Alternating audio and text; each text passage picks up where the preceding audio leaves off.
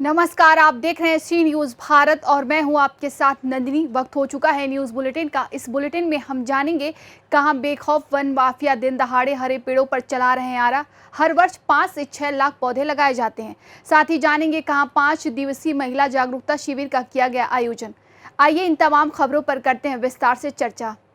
अंबेडकर नगर के इब्राहिमपुर थाना अंतर्गत सुलेमपुर गांव में आम के हरे पेड़ बेखौफ होकर वन माफिया द्वारा दिन दहाड़े काटे जा रहे हैं और पेड़ों पर आरा चलाया जा रहा है। इब्राहिमपुर पुलिस के नाक के नीचे ये पूरा खेल हो रहा है, जहां एक तरफ सरकार पर्यावरण को लेकर हर साल वृक्षारोपण करवाती है, तो वहीं दूसरी तरफ अवैध तरीके से हरे पेड़ों की कटान हो रही है। ऐसे में सवाल उठता है कि क्या पुलिस प्रशासन की नाक के नीचे ये पूरा खेल हो रहा है और वन माफियाओं के विरुद्ध कार्यवाही क्यों नहीं हो रही है। अंबेडकर नगर से कैमरामैन धीरेन्द्र नाथ वर्मा के साथ सी न्यूज़ संवाददाता अजय कुमार उपाध्याय की रिपोर्ट।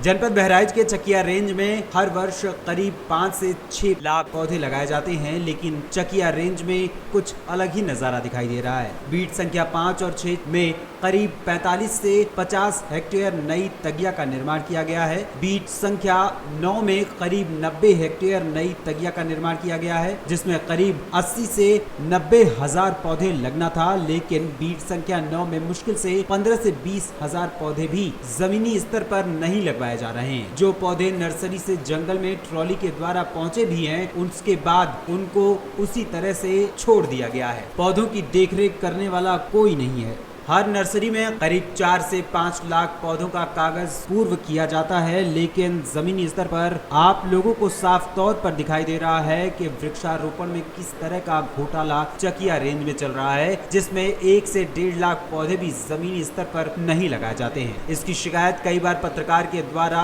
और ग्रामीणों के द्वारा शासन में बैठे आला अधिकारियों को की गई, लेकिन अभी तक जमीनी स्तर पर इसकी कोई जाँच नहीं की गई है, क्योंकि इस भ्रष्टाचार में तैनात रेंज अफसर प्रदीप कुमार सिंह व बीट इंचार्ज और दरोगा और फॉरेस्टर और डीएफओ कंजर्वेटर और चीफ एसडीओ की मिली भगत से चकिया रेंज में यह घोटाला किया जा रहा है। चकिया रेंज में भ्रष्टाचार का खेला किस तरीके का योगी राज में फल फूल रहे हैं, ठेकेदार से लेकर के आम अधिकारियों के बीच में। देखिए, ये कारनामा है रेंज चकिया का। ना यहाँ पौधा लगाया गया है, ना पौधा का गड्ढा खुदान हुआ है।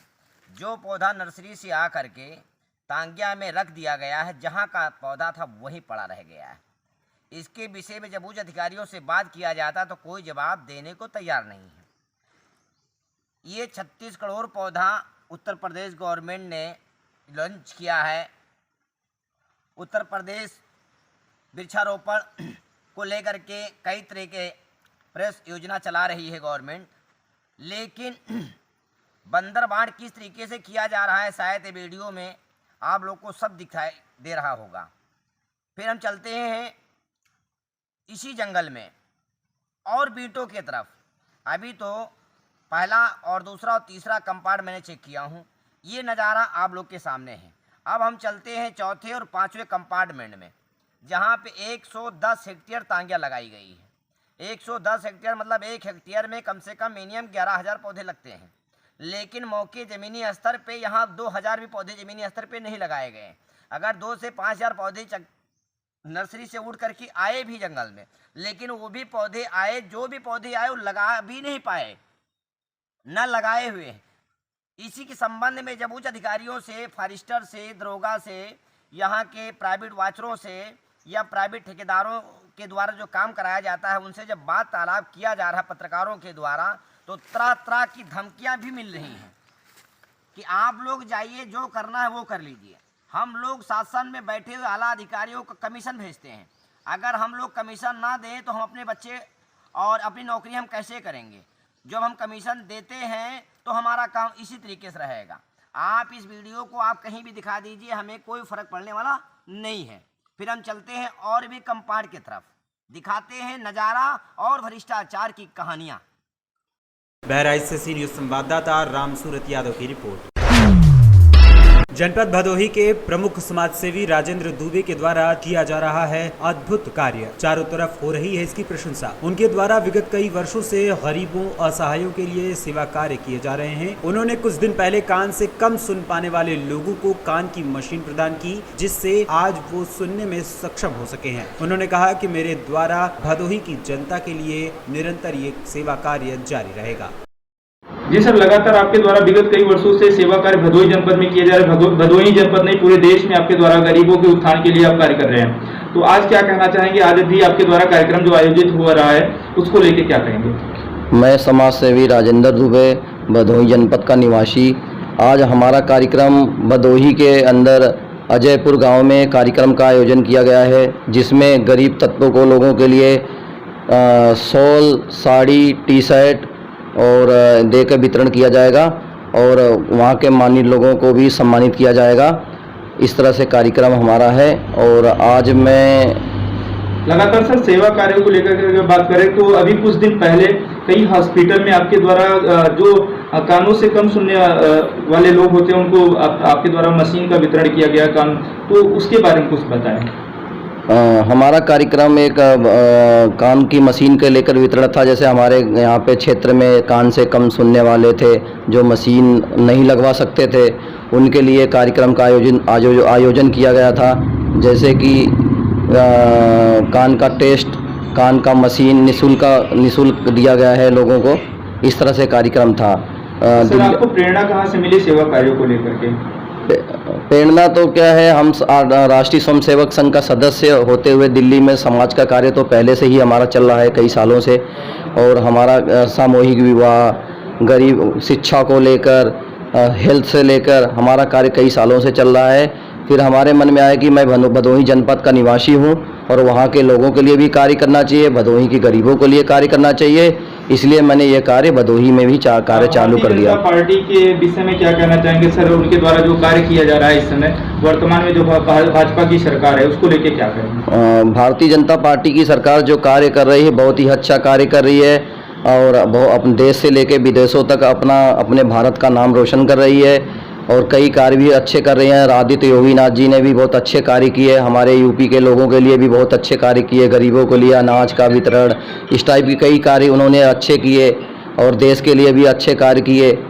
तो जैसा कि सर अगर हम बात करें भारतीय जनता पार्टी के कार्यकाल में जो श्री राम मंदिर का निर्माण हुआ है और हो रहा है इस समय, और बाबा विश्वनाथ का कॉरिडोर, विंध्यवासिनी के कॉरिडोर की बात करें तो वो कॉरिडोर बनाया जा रहा है, तो क्या आपको लगता है कि आने वाले दिनों में मथुरा की भी बारी है जहाँ पे भगवान कृष्ण का जन्म हुआ है, तो आज जन्माष्टमी का भी पर्व है, क्या कहेंगे? राम मंदिर की मुद्दा को लेकर मैं ये कहूँगा कि बहुत ही अच्छा कार्य योगी जी ने किया है। जो उनके नेतृत्व में राम मंदिर का कार्य किया गया है, बहुत ही अच्छा कार्य, बहुत ही सराहनीय कार्य है जो माननीय मुख्यमंत्री आदित्य योगीनाथ जी ने किया है। ऐसा कार्य बहुत ही सराहनीय कार्य है। और काशी विश्वनाथ के बारे में भी मैं ये कहना चाहूँगा कि हमारे देश का गौरव है काशी विश्वनाथ मंदिर। जो मंदिर को बनाया गया, ये प्रधानमंत्री नरेंद्र मोदी द्वारा जो ये कार्य किया गया है बहुत ही सराहनीय कार्य है। इसके लिए मैं प्रधानमंत्री नरेंद्र मोदी जी को तहे दिल से स्वागत करता हूं और अभिनंदन करता हूं कि जो उनके लिए और हमारे वाराणसी के लिए जो कार्य किया है, उन्होंने बहुत ही अच्छा कार्य किया है। उनकी जितनी ही तारीफ की जाए उतना ही कम है। और मैं मथुरा के बारे में ये भी कहना चाहता हूं कि अगर हमारी भारतीय जनता पार्टी की सरकार रही तो आने वाले समय में मथुरा के लिए भी बहुत विकास का कार्य, मंदिर का भी भव्य कार्य। भदोही से सी न्यूज़ संवाददाता नितेश उपाध्याय की रिपोर्ट।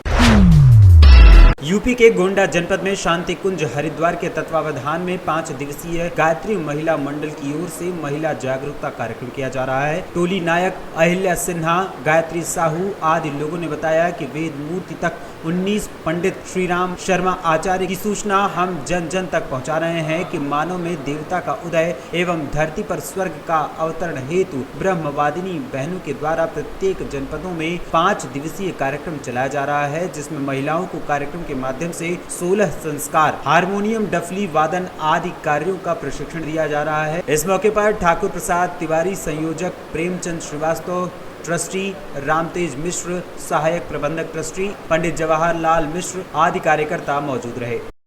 का शुभ नाम क्या मेरा है? नाम महिला सिंह है। कहाँ से आई हैं? किस उद्देश्य को लेकर के गोंडा आई हैं? मैं शांतिकुंज हरिद्वार से परम पूज्य देव वंदनीय माता जी के विचारों को लेकर के यहाँ जन जन तक पहुँचाने के लिए आई। जी यहाँ विशेष रूप से नारी प्रशिक्षण शिविर चल रहा है। इसमें 2022 को विशेष रूप से नारी सशक्तिकरण वर्ष घोषित किया गया है, जी जिसका उद्देश्य है कि जन जन तक के विचार पहुँचे और नारी उत्थान हो सके। आज भी समाज में नारियों की स्थिति दयनीय है। हमारी बहनें ऊंचे से ऊंचे पोस्ट में तो पहुंच गई हैं, लेकिन अभी भी सुदूर गाँव में नारियों की स्थिति बहुत दयनीय है। उनको सही दिशा देने के लिए, उनकी स्थिति को उच्च उठाने के लिए गुरुदेव ने प्रयास किया कि मेरी बेटियां पीछे न रहें, सभी आगे आए। इस उद्देश्य को लेकर के ये टोलियाँ शांतिपुर से 15 जुलाई से यहाँ शांतिपुर से निकली है। जो वहाँ से अलग अलग स्थानों पर प्रशिक्षण करते हुए ये 6वां कार्यक्रम है जहाँ आज ये प्रशिक्षण चल रहा है। अगला कार्यक्रम आपका कहाँ पे होगा? हमारा अगला कार्यक्रम है अयोध्या में। कितने तारीख से कितने तारीख तक का कार्यक्रम है अयोध्या में? हमारा अयोध्या में 21 तारीख से 25 तारीख तक। जी, आपके साथ जो और बहनें आई हैं उनका कुछ रोल बताएंगे कि इस प्रशिक्षण में क्या है?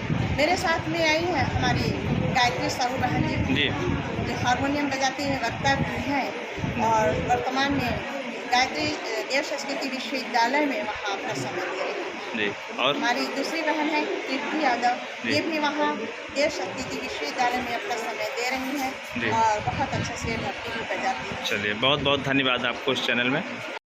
गोंडा से सी न्यूज़ संवाददाता इंद्रेश कुमार श्रीवास्तव की रिपोर्ट। जिस कोरोना काल के दौरान ऑक्सीजन सिलेंडर को लेकर हाहाकार मचा हुआ था, उसी ऑक्सीजन सिलेंडर ने बीती रात ऐसी भयावह स्थिति पैदा कर दी जिससे आस पड़ोस के लोगों में भय का माहौल व्याप्त हो गया। दरअसल सुल्तानपुर जनपद के सीएमओ कार्यालय ऑफिस में ऑक्सीजन सिलेंडर सहित दवाइयां रखी हुई थी, जिसमें बीती रात अचानक उसमें आग लग गई। स्थिति इस कदर हो गई कि रखे हुए ऑक्सीजन सिलेंडर लगातार विस्फोट करने लगे। विस्फोट होने की आवाज सुनते ही बगल स्थित काशी राम कॉलोनी सहित अगल बगल के लोगों में अफरा तफरी का माहौल व्याप्त हो गया। स्थानीय लोगों की मदद से फायर ब्रिगेड को सूचना मिली। मौके पर पहुंची फायर ब्रिगेड की टीम ने भयावह आग की स्थिति पर घंटों मशक्कत करने के बाद काबू पाया। बहरहाल इस घटना में कोई हताहत नहीं हुआ, लेकिन सरकारी दवाइयों सहित कई ऑक्सीजन सिलेंडर जलकर खाक हो गए। वहीं इस मामले में जिम्मेदार अधिकारी शॉर्ट सर्किट का हवाला दे रहे हैं, लेकिन सवाल ये उठता है कि सरकार व प्रदेश के वरिष्ठतम डॉक्टरों ने ऑक्सीजन सिलेंडर के रखरखाव को लेकर पहले ही सुरक्षा उपाय बताए, फिर भी सवाल यहाँ उठता है कि क्या ऑक्सीजन सिलेंडर जिस गोदाम में रखा गया था, क्या वो गोदाम इस तरह से बनाया गया था कि उसमें ऑक्सीजन सिलेंडर रखे जा सके? क्या उस गोदाम का तापमान नापने के लिए विभाग ने कोई व्यवस्था की थी या फिर सब राम भरोसे ही छोड़ रखा था? सवाल ये भी है कि ऑक्सीजन सिलेंडर की देखरेख करने व उनके रखरखाव करने वालों को प्रशिक्षण दिया गया था या फिर अनट्रेन्ड कर्मचारियों के भरोसे ऑक्सीजन सिलेंडर छोड़ दिए गए थे। सवाल ये भी है कि जिस गोदाम में शॉर्ट सर्किट से आग लगने की बात सामने आ रही है, क्या उस गोदाम में विद्युत व्यवस्था ढुलमुल रवैये पर चल रही थी? बहरहाल जिम्मेदार अधिकारी इस मामले की जांच पड़ताल कर रहे हैं, लेकिन जांच में क्या बात सामने आएगी वो देखने वाली बात होगी। हालांकि इसमें किसी भी प्रकार के जान का नुकसान होने से बचाव हो गया, लेकिन दवाइयां और सिलेंडर खाक हो गए। सुल्तानपुर से सी न्यूज़ संवाददाता शिव प्रसाद की रिपोर्ट।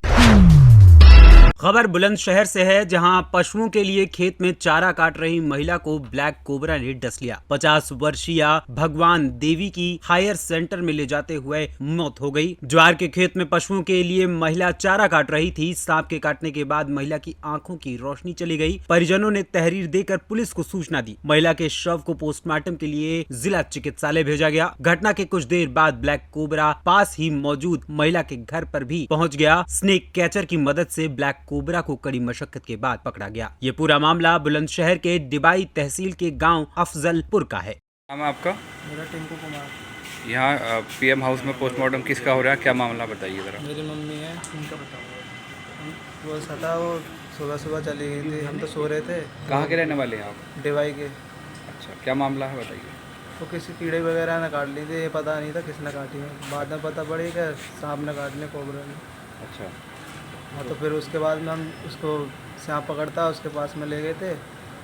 उसके पास में ले जाने के बाद अलीगढ़ ले जा रहे थे। अलीगढ़ में बीच में रास्ते में बोलना बंद कर दिया था, आँख बंद हो रही थी। अच्छा। उसके बाद में मैं एडमिट वहाँ पे हॉस्पिटल में करा था, तो उनने मना कर दिया था कि पल्स वगैरह कुछ नहीं चल रही।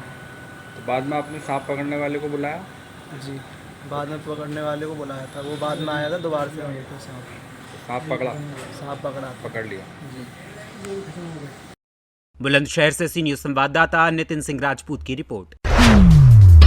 बेमेतरा जिले के साजा जनपद पंचायत क्षेत्र ग्राम चोहका से एक मामला सामने आया है, जहां नदी में नहाने गई 2 बच्चियां पानी के तेज बहाव में डूब गईं। पास में खड़े 15 वर्षीय सीताराम ने जान जोखिम में डालकर एक बच्ची को बाहर निकाला, वहीं दूसरी बच्ची को ग्रामीणों ने मशक्कत के बाद बाहर निकाला, जिसे 108 की मदद से सामुदायिक स्वास्थ्य केंद्र साजा ले जाया गया, जहाँ पर एक बच्ची को मृत घोषित कर दिया गया, वहीं दूसरी का इलाज जारी है। बेमेतरा छत्तीसगढ़ से सी न्यूज संवाददाता संजू जैन की रिपोर्ट। देश के प्रधानमंत्री नरेंद्र मोदी और सूबे के मुखिया योगी आदित्यनाथ भले ही दिव्यांग व्यक्तियों को लेकर तमाम तरह की सहायता मुहैया कराने की बात कर रहे हैं, लेकिन जनपद महोबा में इससे पलट तस्वीर नजर आ रही है। गुजरे 3 महीनों से एक दिव्यांग न्याय की तलाश में दर-बदर की ठोकरें खा रहा है। वहीं जनपद में काबिज योगी सरकार के मुलाजिमों द्वारा दिव्यांग शिकायतकर्ता को सीधे तौर पर नजरअंदाज किया जा रहा है। एक सड़क दुर्घटना में अपना पैर गंवा चुके दिव्यांग की शिकायत पर अब तक मुकदमा दर्ज नहीं किया गया है। सिर्फ इतना ही नहीं, हद तो तब हो गई जब एसपी महोबा की चौखट पर पहुंचे इस दिव्यांग व्यक्ति ने अपनी बात रखनी चाहिए तो उसे वहां बैठे एक अधिकारी ने बाहर का रास्ता दिखा दिया। अब भला ऐसे हालात में दिव्यांग जाए तो फिर जाए कहां? एसपी महोबा की चौखट पर पहुंचे दिव्यांग ने पुलिस की कार्यवाही को लेकर तमाम आरोप लगाए हैं। दिव्यांग की माने तो उसका सीधा आरोप है कि जानबूझकर उसका मुकदमा दर्ज नहीं किया जा रहा है ताकि आरोपी को बचाया जा सके। मामला खन्ना थाना क्षेत्र के कमरिया तिगैला का है, जहां अपनी साली की शादी में 2 पहिया वाहन से जा रहे अनिल कुमार यादव पुत्र राम बिहारी यादव को एक ट्रैक्टर ने जोरदार टक्कर मारकर बुरी तरह से घायल कर दिया था, जिसके बाद ट्रैक्टर चालक घटना स्थल से भाग गया था। ट्रैक्टर आशाराम पुत्र जयराम सिंह निवासी सिरसी खुर्द के नाम रजिस्टर्ड है। बावजूद उसके एसएचओ खन्ना द्वारा ट्रैक्टर मालिक के खिलाफ मुकदमा दर्ज नहीं किया जा रहा है। पीड़ित शिकायतकर्ता कई मर्तबा आला अफसरों से न्याय की गुहार लगा चुका है, बावजूद इसके खन्ना पुलिस द्वारा मामले को लेकर लापरवाही बरती जा रही है। सड़क दुर्घटना में पीड़ित दिव्यांग का एक पैर कट चुका है, लेकिन पुलिस के लापरवाह रवैये में कोई तब्दीली नहीं हो रही है। इस घटना को तकरीबन 3 महीने से ज्यादा का वक्त गुजर चुका है। वहीं आरोपी ट्रैक्टर मालिक के खिलाफ कोई भी कड़ी कार्यवाही नहीं की गई है। पूरा मामला ये है कि 12/5 को एक्सीडेंट हुआ था, तभी इन्होंने फ़ोन किया, साले ने फ़ोन किया शिव सिंह ने कि एक्सीडेंट हो गया है। मैं वहाँ से तुरंत गाड़ी लेके आया, इसके बाद निकल गए लेके बांदा लेके गए तो ट्रैक्टर मालिक का फ़ोन, ट्रैक्टर मालिक ने वहीं मौके में था ट्रैक्टर मालिक, उसने कहा कि बाद में देख लेंगे, पहले आप अपना मरीज देखिए। अब वो कह रहा है कि मुझे नहीं कुछ करना। एसपी साहब से कोई किसी ने बात ही नहीं करने दी। सीओ साहब थे, सीओ साहब ने एप्लीकेशन ले ली थी और कह रहे थे बाद में देखेंगे, भगा दिया बाहर, कह रहे थे ठीक है जाओ देखेंगे। कितने महीने हो गए इस एक्सीडेंट को?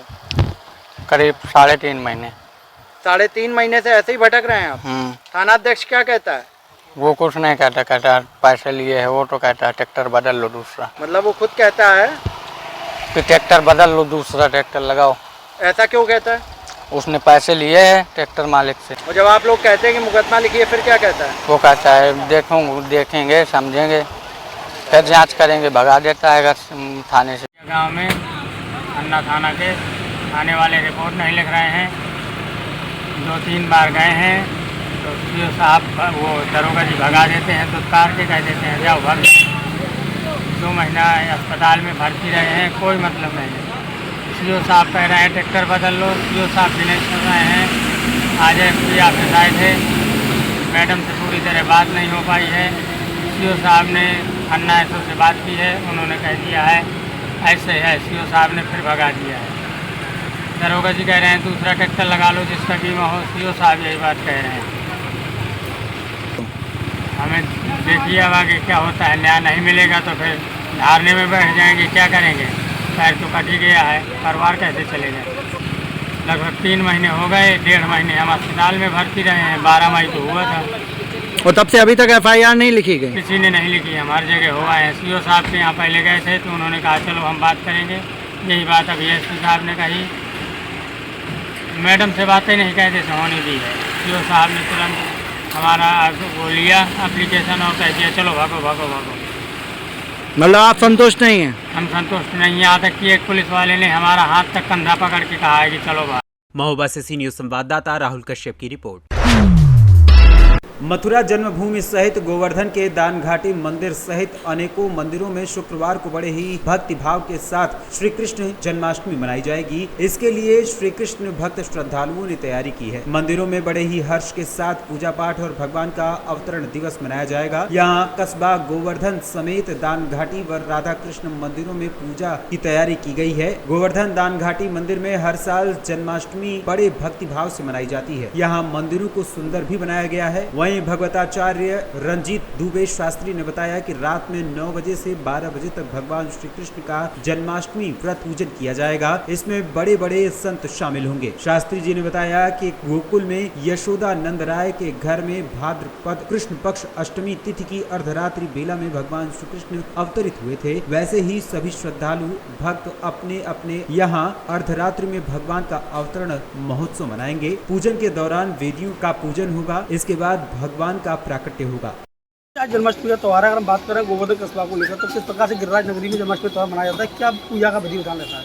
जी, हमारे सनातन धर्म में हिंदुओं का सर्वोत्कृष्ट जो पर्व है वो जन्माष्टमी का पर्व है। भगवान सर्वेश्वर श्री कृष्ण का जन्म मध्य रात्रि में ठीक 12 बजे हुआ और जन्म के उपरांत इंद्रादि सभी देवताओं ने भगवान की सुंदर स्तुति की, सत्य कह करके उनका संबोधन किया, क्योंकि भगवान परम सत्य हैं और भगवान से बढ़कर इस संसार में कोई सत्य है नहीं है। ये सर्वोत्कृष्ट सत्य। क्या खास गोवर्धन में रहता है इस दिन, आज के दिन? हमारे गिरिराज जी में बहुत ही धूमधाम से ये पर्व मनाया जाता है। काफ़ी श्रद्धालुओं की भीड़ होती है और बड़े धूमधाम से इस पर्व का लोग बाग आनंद लेते हैं। मध्य रात्रि के समय ठाकुर जी का उत्सव मनाते हैं। ठाकुर जी को दूध से, दही से, घी से, शहद से, पंचामृत से स्नान कराते हैं और उनका सुंदर श्रृंगार करते हैं। सुंदर उनको तुलसी की माला पहनाते हैं और उसके उपरांत जो है आरती करते हैं। मथुरा से सी न्यूज़ संवाददाता विष्णु शर्मा की रिपोर्ट। मध्य प्रदेश के राजगढ़ के विद्या भारती मध्य भारत प्रांत द्वारा संचालित सरस्वती विद्या मंदिर छापी हेड़ा में आज जन्माष्टमी का कार्यक्रम बहुत ही हर्षोल्लास के साथ मनाया गया। कार्यक्रम की शुरुआत श्री कृष्ण भगवान के पूजन अर्चन के साथ हुई। तत्पश्चात नगर में शोभा यात्रा निकाली गई, जिसमें गरबा, महारास, मटकी फोड़ना, कृष्ण सुदामा चरित्र जैसी रंगारंग प्रस्तुतियां दी गई। तदुपरांत नगर से होती हुई शोभा यात्रा विद्यालय में आई और विद्यालय प्रांगण में महारास हुआ। आरती और समापन कार्यक्रम में मुख्य अतिथि हेमंत जी सेठिया, विशेष अतिथि के रूप में प्रवीण जी विसालिया, नगर अध्यक्ष छापीहेड़ा, बालचंद्र जी दांगी, जिला सह कोषाध्यक्ष भारतीय जनता पार्टी, संजय जी भंडारी, सरपंच खजूरी गोकुल, बाबूलाल जी पाटीदार, सचिव केशव बाल कल्याण समिति, वीरेंद्र जी रामपुरिया, समिति सचिव, समस्त पुलिस विभाग और सामाजिक कार्यकर्ता उपस्थित रहे। अतिथियों का परिचय विद्यालय के प्राचार्य लक्ष्मी नारायण जी पवार ने कराया। तत्पश्चात कार्यक्रम का समापन हुआ। राजगढ़ मध्य प्रदेश से सी न्यूज़ संवाददाता रामबाबू की रिपोर्ट। फिलहाल के लिए इस न्यूज़ बुलेटिन में बस इतना ही। देश दुनिया की तमाम खबरों के लिए देखते रहिए सी न्यूज़ भारत।